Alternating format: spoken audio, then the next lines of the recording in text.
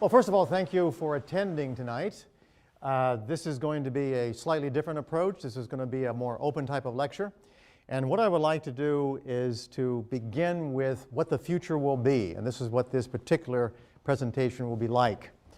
So this is the human brain, as you probably have seen on many occasions, but in actual fact, that's not the real human brain. The human brain is alive, and if you measured it, this is what it would look like.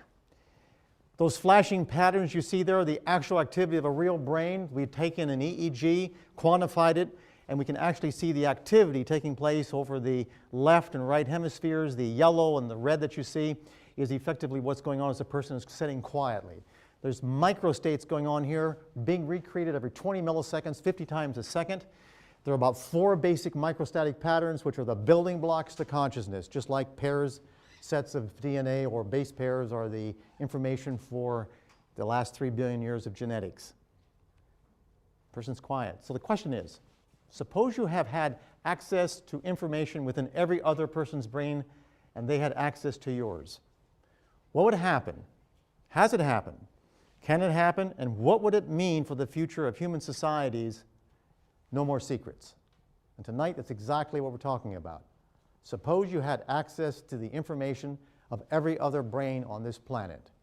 No more secrets. Are we all connected? And the answer is yes. We are all immersed in the Earth's magnetic field.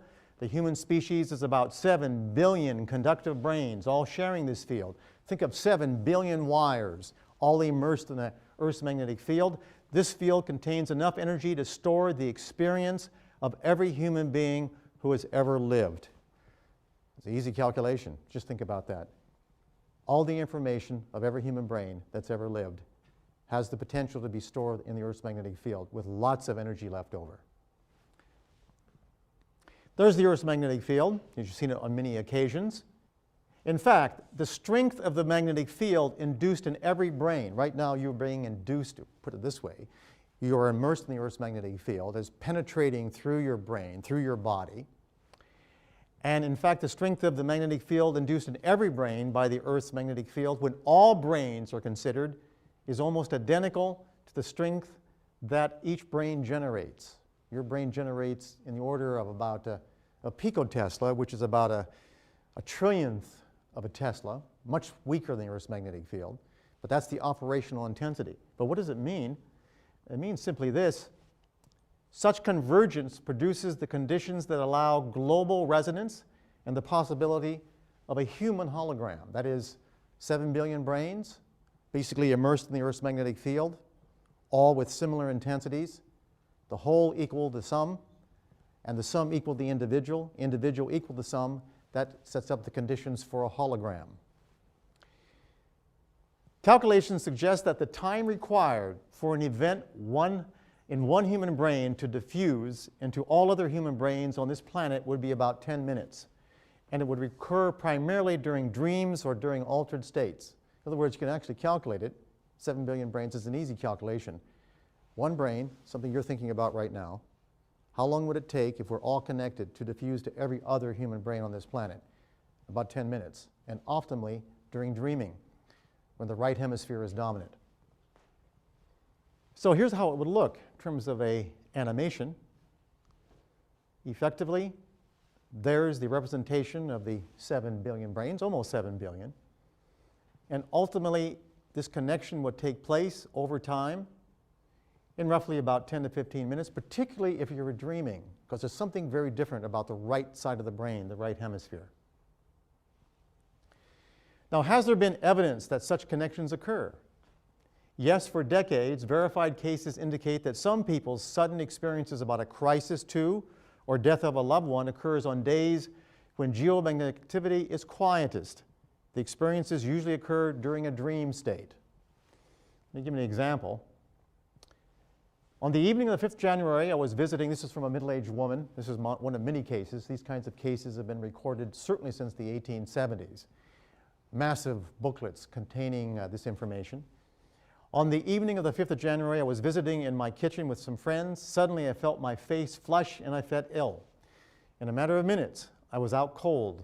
My friends carried me to the living room and placed a cold cloth on my head.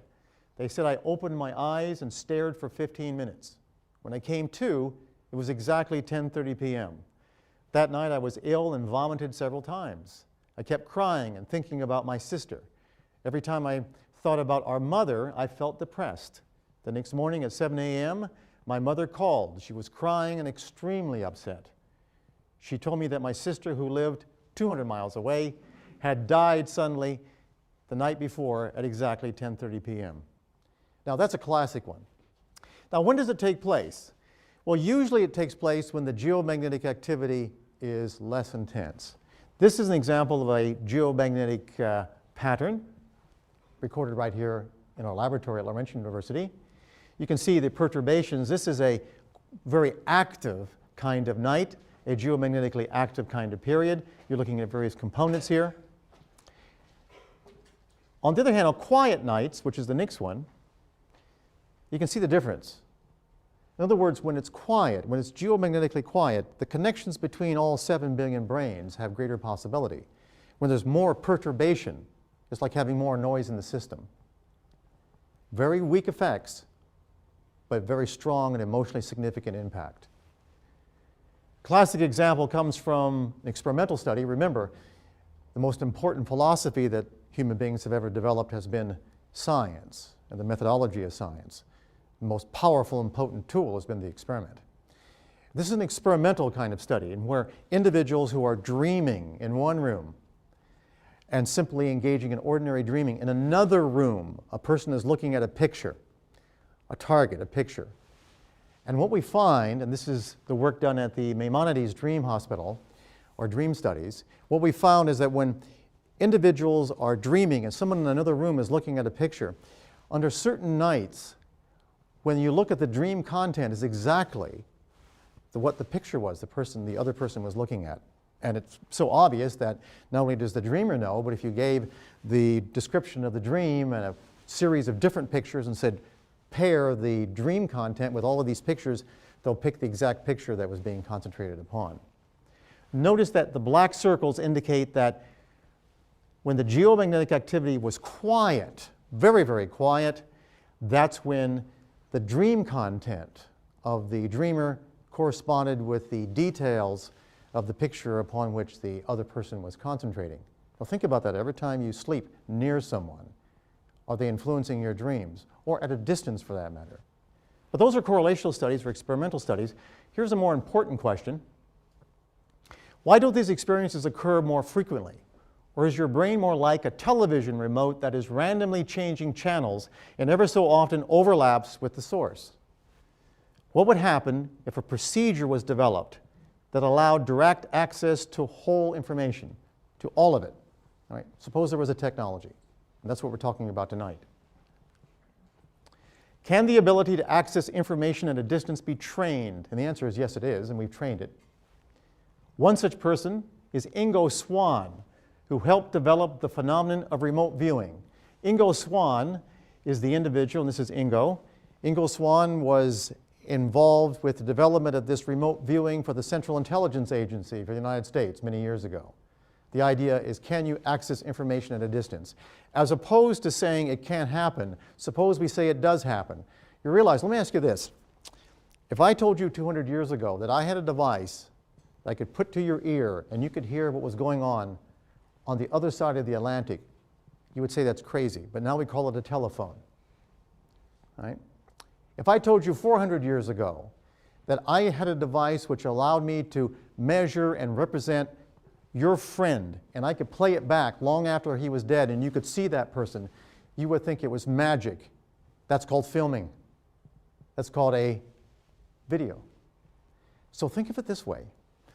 Suppose there is a technology that allows us to have access to every bit of information that's available in the geomagnetic field from all of your brains.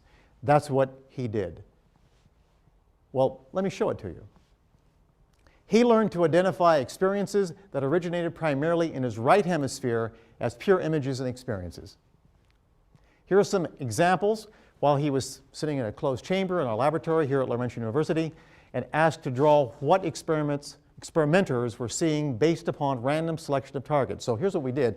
We had experimenters walk by a hallway, and we would randomly give them an area somewhere within 15 minutes of Laurentian University.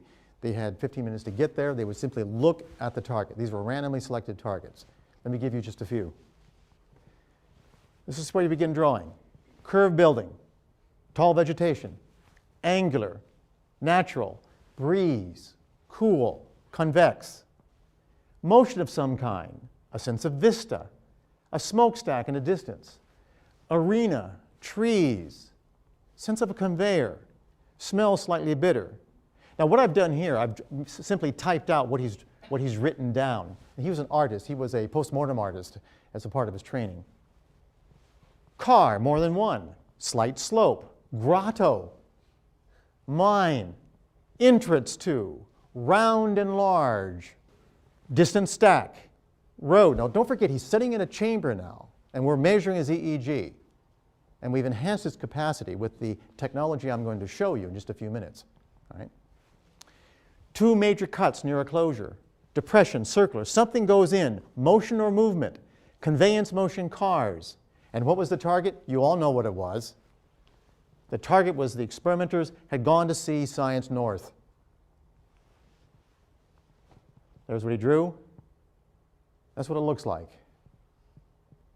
He had no idea what was going on. These were randomly selected targets. I'm showing the ones that are most conspicuous. There are many others. Here's a bird's eye view. This is all published in scientific journals, incidentally, and you can access them by simply Googling it on the web. Another target was a Catholic grade school with lots of windows, stalls for bicycles, a figure-8 shaped inside hall system, and a consistent pool of water along the edge of the property. Here's how he started. He had no idea. Remember, this happened on several days. And even the experimenters didn't know where they were going until they opened up the envelope outside the laboratory in the parking lot. And then they had 15 minutes to get there. Okay? Tall, sense of massive, windows, reflections, stones, hear water, pool. People walking, a sense of business, glass, bars, several of them, those bar-type things, buildings.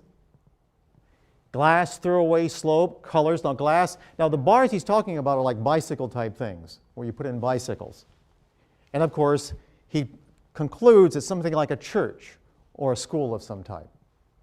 Remember, he's not from around here. He has no idea what the target is. But it's even more than that. If randomly selected photographs, particularly with emotive and meaningful components, were placed in another room, on a table, in envelopes, he could draw the details. Okay, so in other words, what we had effectively in another room, there's a table, roughly 100 different pictures in envelopes, randomly selected, one laid down. He's still in the chamber. We're measuring his brain activity. And he begins to draw. Here's one for you. Deep feelings. And I've actually, this is the actual words that type larger so you can see them. You can see his pictures. Dark but airy, undulating like a boat, watching, gloomy, stars. Clandestine romance, I'll tell you about that later. Okay? Actually, it turns out in that table, on that table, two graduate students had, how shall I say it, interesting intimacies. Feeling of points or seeds, struts, electricity, feeling of awesome. What could possibly be drawn like that? The answer is the target, a tornado. How close can you get? Other ones, for example. This is one of the hidden pictures, and this is what he drew. World not responding, awash like a tunnel, morose, impact, hatred, into depths, police. This was a terrorist explosion of an airplane. And notice something very interesting. That even down to the components are being drawn. Next. Even abstract ideas. Remember, the whole point is to have a technology which allows access to every bit of information that every brain on this planet has. And this is a picture really abstract looking. Take a good look at those garbage cans and a number of other things, and look what Ingo Swann drew. People, dull target, wilderness like a window. Even something as abstract as that, details come through. Now, I want you to think about something, and that's the following. Just remember Alexander Graham Bell, the first time he generated a signal across the room. It was scratchy. He could barely hear it. But the point is, from that beginning of just a bit of information, now we have one of the most sophisticated technologies in the history of Western civilization. We have the telephone communication system. You've got to start somewhere, and then you perfect the technology. Okay, that's Ingo Swann. Was he always successful? Well, most of the time. However, the degree of accuracy was related to amount of 7 Hertz activity over his right hemisphere. Again, the right hemisphere, the one involved with your dreaming. This is the same frequency that the entire Earth generates. His accuracy was less when there were geomagnetic storms and the Earth's magnetic field was disturbed. So if the magnetic field was disturbed, he lost the ability. When you lost the connection, you lost the ability.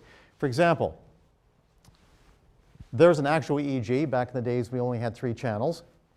Okay, notice the red arrows. Those are 7 Hertz. This is a unique pattern. You don't find it very often. And the number of these patterns were directly related to how accurate he was. So in other words, the more he showed that activity over the occipital right hemisphere, the more accurate he was in terms of the information at a distance. There's the ionosphere, and of course, generating between the Earth's surface and the ionosphere is a 7 Hertz pattern. And the more you get closer to that pattern, the more you seem to have access to everything around the Earth. For example, that 7 Hertz pattern not only has the same frequency as generated from the intrinsic aspect of your brain. Your brain has a natural frequency. Guess what it is? 7 Hertz. Based upon the fact that consciousness is recreated every 20 milliseconds. It's moving at about 4.5 meters per second. Just do a simple calculation of the circumference of your brain. It's about 7 Hertz. And the intensities of both the magnetic and the electrical components for both this and your brain are identical, capable of resonance. Here we have an example, of course, from the sun to the Earth. There's the Earth's magnetic field. And of course, when there's a magnetic storm, you can see that you get marked perturbation and the connections are lost. Now, we're not the only species like this. For example, fish very often communicate with electrical signals, magnetic signals they generate. Thunderstorms will interfere with that connection, like having massive noise, and their behaviors are distorted. So we're not the only species.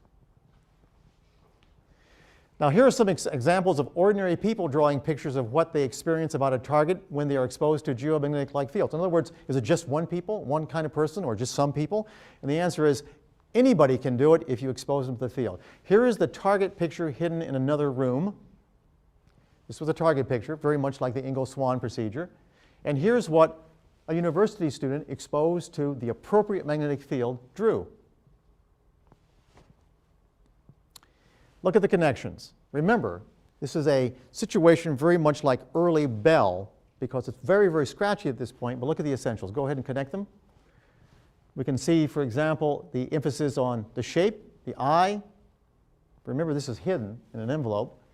The actual mechanical kind of individual, you can see from the outline yellow. And of course, there's always something called analytical overlay. Don't forget, this is right hemispheric. So this is all emotive and visual patterns, and it has to be translated to language. In the process of translating to language, very often you put your own verbal, how should I say it, overlay, your own baggage, your own verbal baggage on it, and can distort the signal, just like noise. Here's another target, hidden in another room. There's the picture, hidden in an envelope, person's never seen it. This is what the person draw if it's exposed to the appropriate configuration of magnetic field. Here's the drawing. Shall we see the connection? Take a good look. Not as sophisticated as Swann, but this is a university student with only 5 exposures to the procedure. Again, there's the woman in the back. All right. This fragment here, we're blowing it up a bit more, you can see. And finally, you can see that's purple glass written there. He's written purple glass. That entire area was purple. Now, this is not just a unique thing. This occurs repeatedly. And I'll tell you exactly what the patterns are later on. The most intense phenomena were these. When another person in another room is looking at a target and at the same time, as the second person is sharing the same magnetic field, the accuracy becomes greater. So in other words, if you have one person here, you generate a condition that produces the same kind of magnetic field that influences the brain at the consciousness recreation pattern, what you'll find, if whatever that person's looking at, the other person can actually draw accurately. Well, let me show you. Can the average person access distant information? At Laurentian University, we developed a technology by producing a device whereby the same complex magnetic fields are shared by two people separated at a distance. When that happens, the two brains become one. Okay? So here we have the actual technology. You can see one chamber. That's what we call the octopus. It's basically 8 solenoids that produce a accelerating configuration, a second derivative magnetic field. There's what it looks like. There's the person in one room. All right, with the octopus, there's a person in the other. Here's some examples. The actual target picture that one person is looking at is on the right hand. You've seen that as the bridge down here in Sudbury. What they're drawn, what the other person's drawing, sitting in a separate room, and you can see the actual drawing, and you can actually see the letters or the words up there, and we've amplified them for you. Motion, bright long, vertical lines, wormhole, crowd, flower, explosion, passing stuff moving through. The essential aspects of that hidden target have been extracted and now are being shared by the two different people who share the same magnetic field. Their brains, both those brains are now effectively one. But the effect extends experience. If both people separated by distance share the same configuration of magnetic field, a light flash, just a light flash, to one person affects the brain activity of the other sitting in the dark in another room. So what we've found is that we can connect it to actual light, all right? The photon emission energy from the brain while a person is sitting in the dark is about 10,000 times less than the stars on a cloudy night, but we can measure it with photomultiplier tubes. However, it's 100 times more intense than the energy from the cosmic rays that pervade the universe. Now, I know you're thinking that this is really, really weak, but let me do an experiment real quick. Okay? Effectively, you're listening to me right now, and the sounds you're hearing are in the order of about a millipascal in terms of pressure. That's what you're listening. About 40 to 50 decibels, a millipascal. And presumably you're listening to me. Right now, above you, there's over 100 kilopascals of pressure. 1 billion times more pressure on your body right now than the pressure associated with me talking with you and you listening. Can you hear the atmosphere? It's 1 billion times more. Of course you can't. It's not the intensity. It's the pattern. The pattern is the critical thing. So never underestimate the importance of the pattern. It's not the intensity. And furthermore, if we take something like this, like one of these nice little cinnamon, and I drop it just like that. I dropped it this way. That's about a microjoule of energy. Now, for you to see a light in the dark, that only takes about 10 to the minus 17th joules. That's a decimal point followed by 16 zeros and a 1, which means this is a microjoule, which means that energy from dropping that right now would be enough to light up every eye of every human being on this planet. The critical thing is the energy and the pattern that detects it. Never think bigness is important. So, here's what happens. If, for example, we have one person in one room having a flashing light, another person in another room completely in the dark, and they only share the magnetic field, a special kind of configurational magnetic field that produces a synthetic consciousness, making both brains the same. When there is no flash in the other room, this person has theirs on the left, that's what's coming off the side of their head. If the person in the other room is seeing a flashing light, an ordinary, dull, flashing light, the person sitting in the dark, their brain also generates light because they're connected, even at a distance. Is there evidence of information transfer? We are now measuring photon emission from the human brain. That's how we think it's working. And you can see, if we took you, for example, and we ask you to sit down inside of a quiet room, and on the left hemisphere, the left side of the brain, right hemisphere, right side of the brain, notice that when a person is simply relaxing and just thinking about casual thoughts, for example, like something easy and refreshing, like how many hours I'm going to study tonight. On the other hand, if on the focus you say, okay, now I want you to think of white light. Just think of white light. Right? That's all you have to do. Notice the left hemisphere doesn't do anything. The right hemisphere, if you're relaxing, doesn't differ. The vertical axis is the amount of energy, and I can tell you what it is about 10 to the minus 11 watts per meter squared. All right. You can't see it. You need a machine, a photomultiplier tube to see it. But notice on the right hemisphere, when you ask a person to just think of white light, notice that under focus on the right hemisphere, there's almost a doubling of output. That's right. And now we know in neuroscience that it's very likely, Bocan and other people have actually shown this, that there's light emission from retina, that when you're actually thinking about white light, there's just not action potentials and neurons firing, there's actually photons being emitted within your brain. Right? Actual photons, and we can measure them. The minute you have photons, you have access to almost everything. Right? Now, when there are photons involved, the phenomenon of entanglement becomes real. This means that what happens to one person is reflected in another regardless of space or time. Here's an animation of what we're talking about.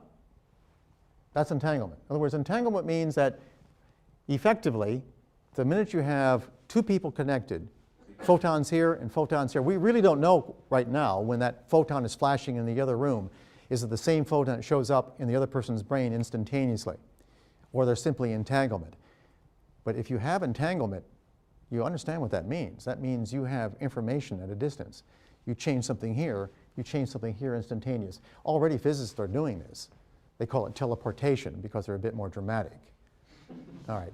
But in actual fact, they've already done it up to over 100 kilometers. Change the polarity on one, the other one changes instantaneously. That's the first stage to having information from everywhere. Right? Now, if one has the technology and access the appropriate patterns shared by other brains, information can be accessed. We can amplify, concentrate, and control what has been happening only occasionally for centuries. Now think about it. Like watching lightning. We did it for thousands of years, hundreds of thousands of years as a species. And then we mastered electricity. Look at the difference.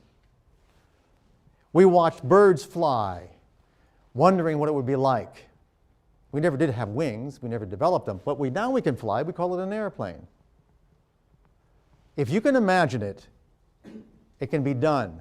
And that's why, because the brain is matter. It's based upon the physical principles of the universe. And if you have that capacity to imagine it, that means the potential is there for it to be done. Because our brains are reflective of the essential aspects of the matter of this universe. Now, Sean Harabanz, a classic example of extraction of information. This is the man who knows your memory. There's Dr. Webster actually extracting some blood and actually injecting some radioactive material into Mr. Harabanz. We were the first to demonstrate that when he's engaging in reading another person's memory, it's not all hocus pocus. What really happens, a part of his brain that's been different from the time he was born shows an increase in activity as measured by single photon emission computerized tomography. Very specific to the right parietal lobe. Here's Sean Harabanz, again, an animation. He's looking at a picture. All he has to do is look at a picture of the person about whom he's talking, and he begins to talk about the person's past, often embarrassing things that only they know. How can that be done unless you have access to memory? Right? It's not written anywhere. We made an extraordinary discovery about Harabanz's brain. The energy associated when we measured, don't forget, the experiment, most powerful tool we've got. You can speculate until you get extraordinarily enthusiastic to the point of inebriation, but unless you've got the experiment, you don't know. So we've actually did experiments. We brought him up here. We've measured him repeatedly. Okay. We made an extraordinary discovery about Harabanz's brain. The energy associated with the small decrease in the Earth's magnetic field around his right hemisphere. We were flabbergasted when we put our magnetometers around his head. His brain actually distorts the local magnetic field. Small amounts, but measurable and reliable. Okay? It was equal to the energy of the light emission from his brain. You think that light emission was interesting. You should have seen the photomultiplier tubes when we put it around his head. The needles are visibly showing increases in activity.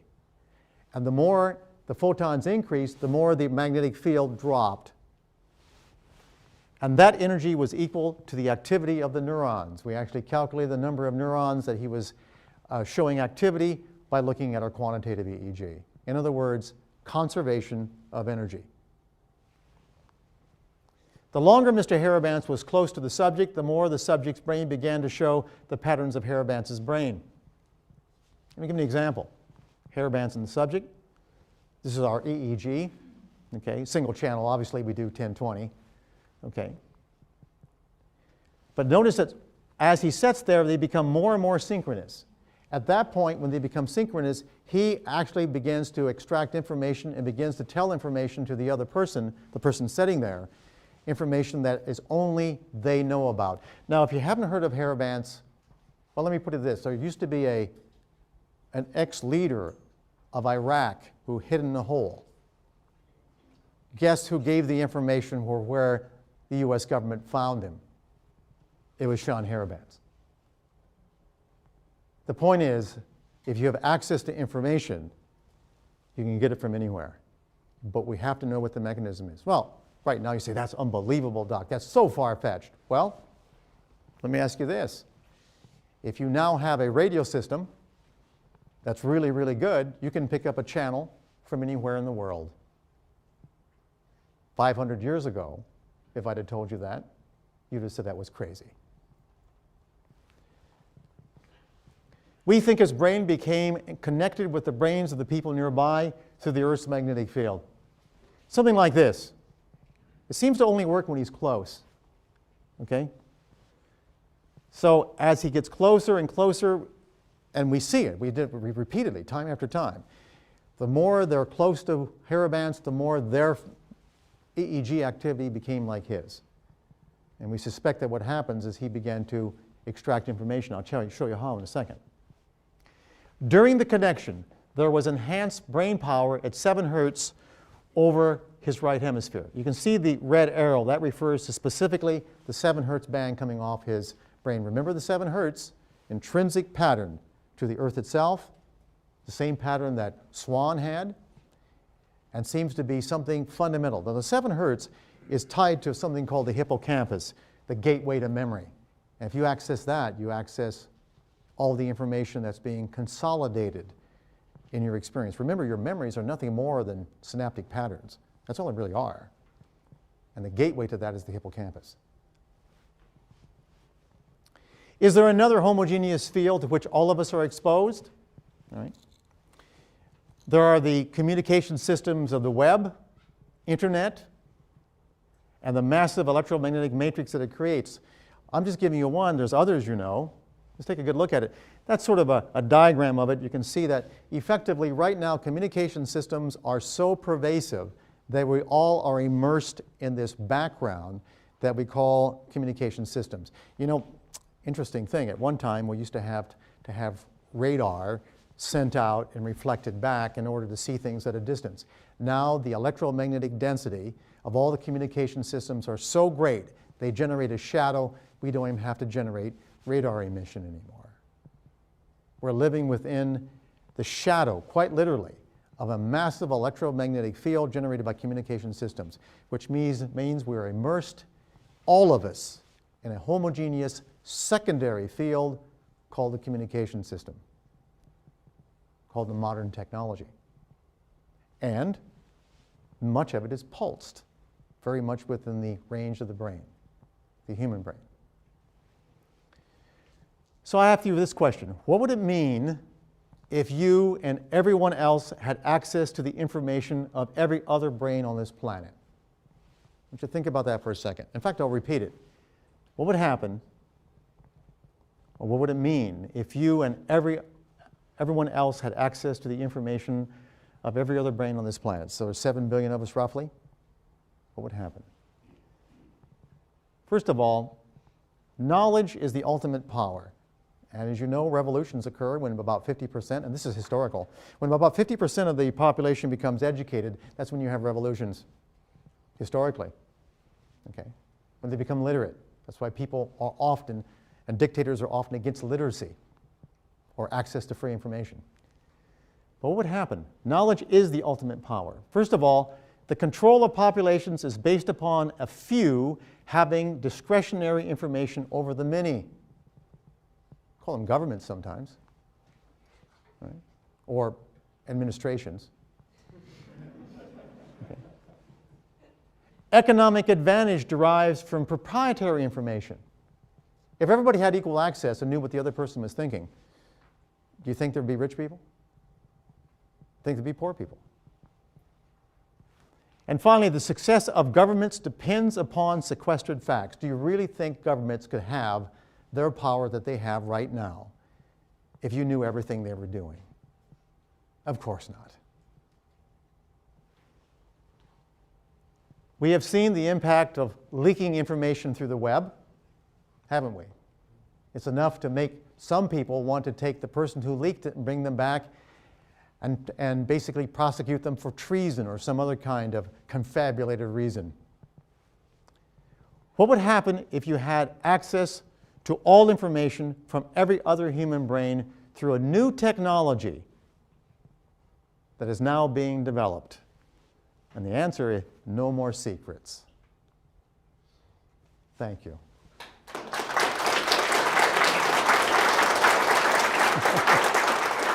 Do you think with the constant bombardment of all that information that eventually it would be a case of seeing too much and people just wouldn't care?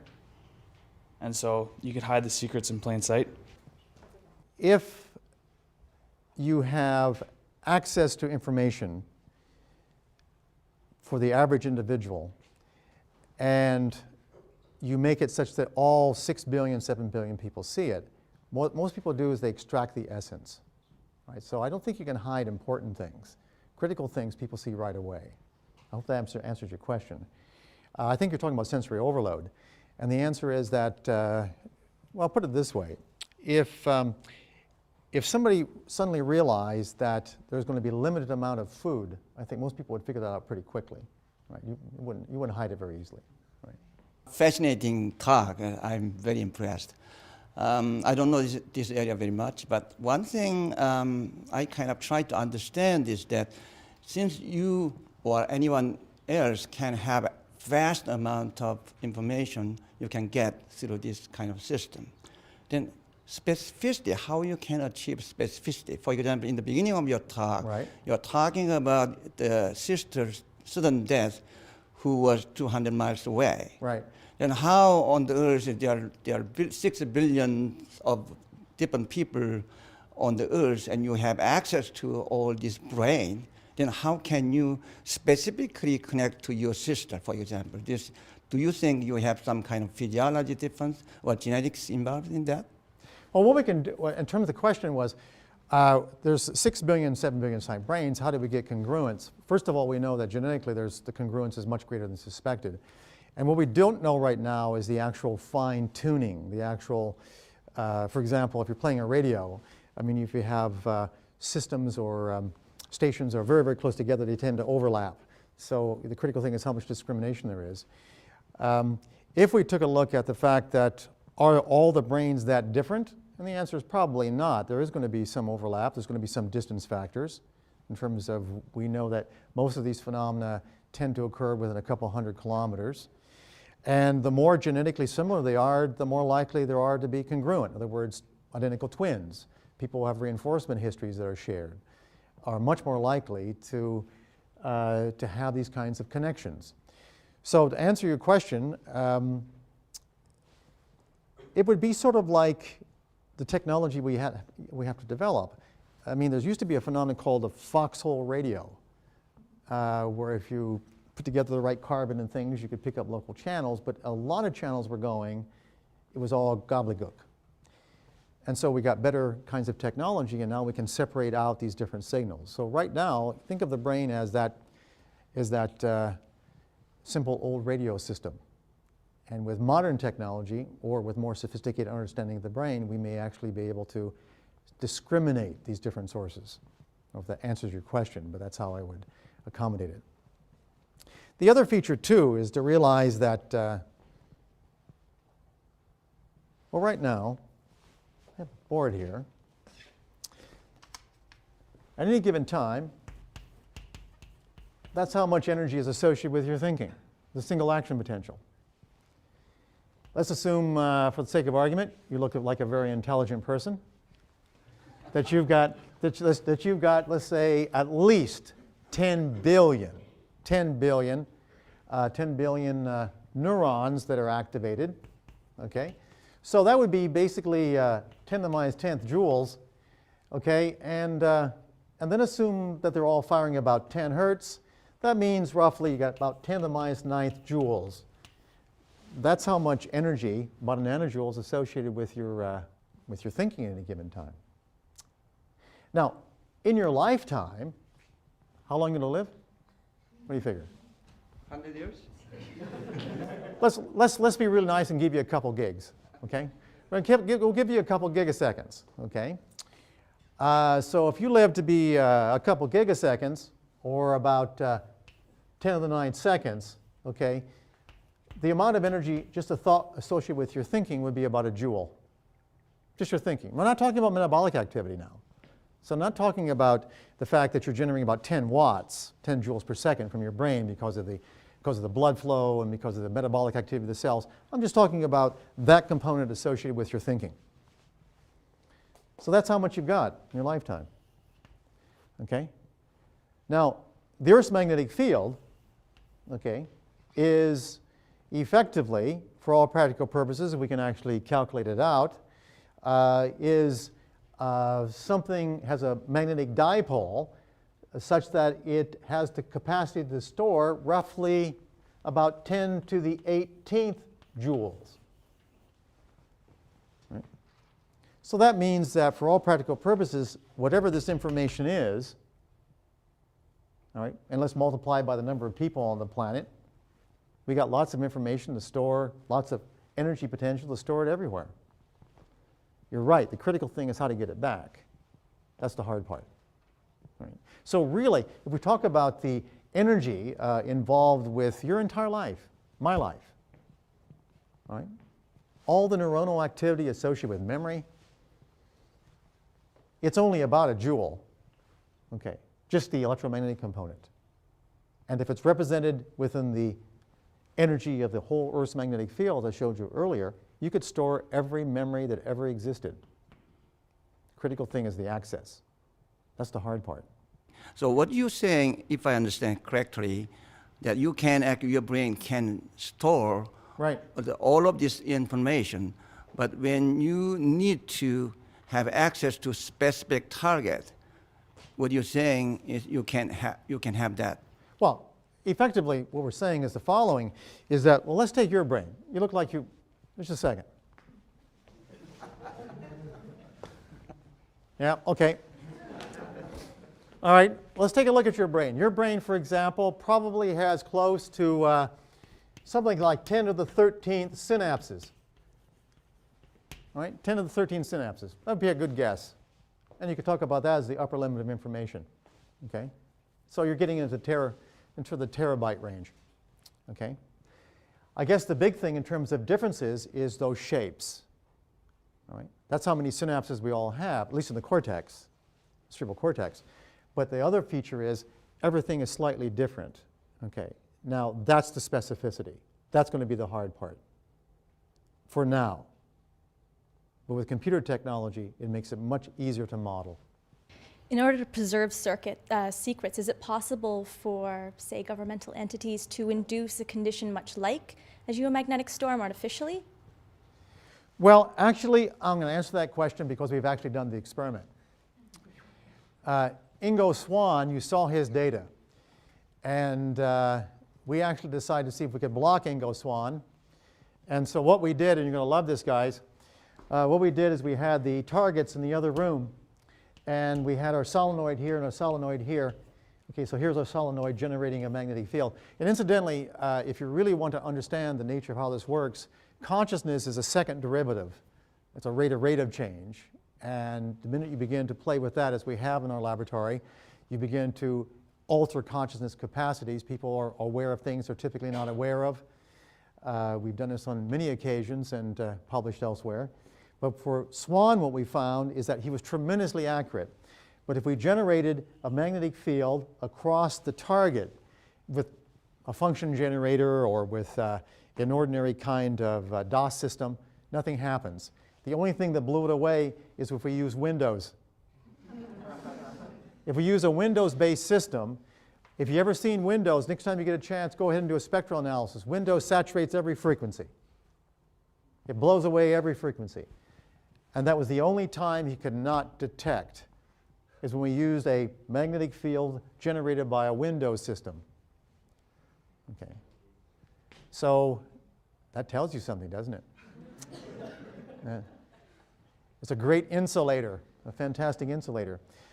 Also, one of the interesting things that are taking place as the amount of communication systems increase, the number of unusual phenomena, the so-called paranormal phenomena, are decreasing. In fact, we now realize that as the density for cell phones and other kinds of electronics increase, the number of spontaneous phenomena, particularly in Britain, called haunts and others, are decreasing at the same rate. And it's not simply an artifact of people becoming more educated and less interested in the phenomena are simply disappearing. So if we start with the assumption that there's a materialist basis for consciousness, and we realize that the brain is a finite organ, then it seems to stand to reason that there should be a sort of quantitative threshold for the amount of consciousness that any brain can experience. Would that be fair to say? A quantitative threshold at the beginning, certainly. We know the phenomenon called blind sight, where individuals who are technically blind, but yet they walk around objects. If you look at their brain activity using a PET or fMRI, you will find there's still a little bit of activity going on that allows areas of their brain that will allow them to unconsciously move around things. That's true. I mean, one of the things we found in modern neuroscience is that right now there's probably all kinds of changes taking place in your brain that you're not aware of. Well, at least until you start to dream. Because when you're dreaming, you suddenly become aware of these internal states. That's why dreams are so important in these phenomena. But on the other side of the coin, there are really two states, and you can think of it this way. In fact, this is something which is always the case. We have two states. We have matter and we have energy. Corpuscular, structural things, which takes place in synapses, and then the electromagnetic patterns, which technically are simply energetic, or you can think of it as force versus energy. And we know that when it comes to something like human behavior, we know that about 20 minutes of your memory right now, if you've been listening, is labile. It's electrically labile. If you were suddenly hit with an electric shock or something equivalent, you'd have amnesia. And the average is about 20 minutes, assuming no edema, assuming no swelling of the brain. About 20 to 30 minutes. So during this time, it's electrically labile. Electrically labile. Okay? During that time, this electrical ability is translated into the growth of changes within the brain. We call them spines on the dendrites, which are the little connections in the cells within the brain. It takes about 20 minutes for these things to differentiate and to grow and to make those connections. And of course, that is the representation of all of your experience. But here's what we've been finding. We've been finding, yes, in your individual brain that's the case. But just suppose during the same labile period, this information is being represented elsewhere. The time it takes for information, any electromagnetic information, and you can calculate yourself, to go from a brain, for example, into the geomagnetic field is about 10 to 20 minutes. In other words, just suppose there are two phases. One that go into the individual brain, represented as synaptic patterns, which, when it dies, it's gone. But what about the other information that's been represented elsewhere? And is that Physically possible? Absolutely. Does the Earth's magnetic field have the capacity to store that energy? Very clearly. What's the mechanism? That we don't know. But it's going to be like a hologram. Something like a hologram. So just working on the basis that the extraction of information is photonic based. And well, that would have to take into account all the quantum mechanics behind that. So without really bringing up cats in boxes, how can we be how could we be sure that we're actually extracting information by sending photonic light into someone's brain without actually changing the information? It's like, let's say, like everybody starts building cerebros in their own bedrooms or whatever. Okay. And we're starting chat with to me later. I think we have a plan. and everybody's starting to infiltrate each other's minds. Are they actually changing that other person's mind? Or are you actually just seeing the image? Because it's like chicken or the egg. Yeah, I mean, without going into this sort of lame philosophical argument that what would happen if one night if all the rulers of the world were changed, would you know it if you were using a ruler to measure it? And the answer is no, you wouldn't, because you've changed the reference point. The issue is that approximately 7 billion brains of our species being changed all the time? We don't know it because we don't have a reference point. Interesting philosophical issue. I think the critical thing to understand is that this phenomenon is like any other phenomenon. Some people have more of it than others. It's normally distributed. And the other feature is you can learn it. All right? And the other critical factor is that everything that we've ever done as a civilization, we've borrowed from nature. We've taken lightning and we made electricity. We watched birds and now we have flight. Even something as simple as what original Alexander Bell did. I mean, in terms of the small changes that produce the little scratchy sounds that now we use to generate music and all kinds of things. The phenomena are already there. The critical thing now is the engineering and isolating the technology that will allow us. I want you to just think for a moment, what would it be like if every experience you've ever had, and even the ones you forgot, everybody else had access to? Another thing is that while you were doing your experiments with Swan and hairbands, were the participants or the people that were being read, did they feel something back as though, like could they feel that there was someone inside their brain? Or No, they did not. Anyway, most people did. Right. Just like the radio doesn't feel it's picking up the channel, okay? It's just simply an experience that people have. Great question, though. Thanks. You've spoken because about... most of the time thank you, just a second, because what I'm chatting about now, if you remember No More Secrets, I mean, I want you to imagine just for a second that governments had no secrets. University administrations had no more secrets. All right. What would it be like, all right, if that power of keeping away information, of that power of ignorance was no longer present? The world would be different forever. Go ahead. You've anticipated my question very nicely. Okay. Thank you. You've spoken of what happens to governments, large populations, when a certain proportion of people become literate. Right. And literacy, of course, is a way of sharing information. Right. So perhaps what you're speaking about now with No More Secrets, this is a new sort of literacy in which we're seeing really, we're being able to read the record of the entire human population forever.